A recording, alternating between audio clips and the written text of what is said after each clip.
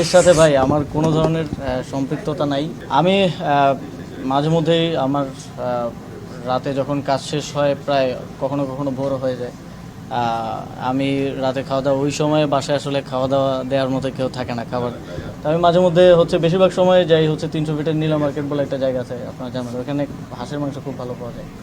তো ওইখানে হয়তো যাই 4-5 জন মিলে। তো আবার মাঝে মধ্যে ওইটা আবার বেশি ভোর হয়ে গেলে বন্ধ থাকে, তখন ওইদিকে ওয়েস্টিনে যাওয়া হয়। তবে এক্স্যাক্ট ওই দিন আমি গিয়েছিলাম কিনা বা সেখানে ছিলাম কিনা এটা আমার এখন দেখেন সিসিটিভি ফুটেজে হেলমেট পরা যে কাউকে যদি আমাকে বলে দাবি করা হয়, এটা কতটুকু আসলে বিশ্বাসযোগ্য বা কতটুকু আমি এই বিষয়ে আর বেশি কিছু বলতে চাই না, কারণ এটা তদন্তের অধীনে একটা বিষয়, যেহেতু তারপরে অনেক কিছু বললাম, কারণ আমার বিষয়ে যেহেতু এলিগেশন আসছে।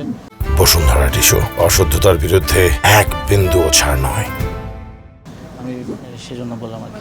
হ্যাঁ, এর সাথে ভাই আমার কোনো ধরনের সম্পৃক্ততা নাই, এবং আমার মনে হয় না এখনও কেউ এরকম কোনো প্রমাণ দিতে পেরেছেন আমার সম্পৃক্ততা আছে। বরং আরও যা সাক্ষাৎকার নেওয়া হয়েছে, এই সাক্ষাৎকারটা একজন রাজনৈতিক নেতার বাসায় একজনকে জোরপূর্বক নেওয়া হয়েছে বলে যে অভিযোগ এসেছে, এটাও অত্যন্ত গুরুতর একটা অভিযোগ, এবং সেটা পরিবারের দিক থেকে এসেছে, যথেষ্ট রিলায়েবলও এখন পর্যন্ত মনে হচ্ছে।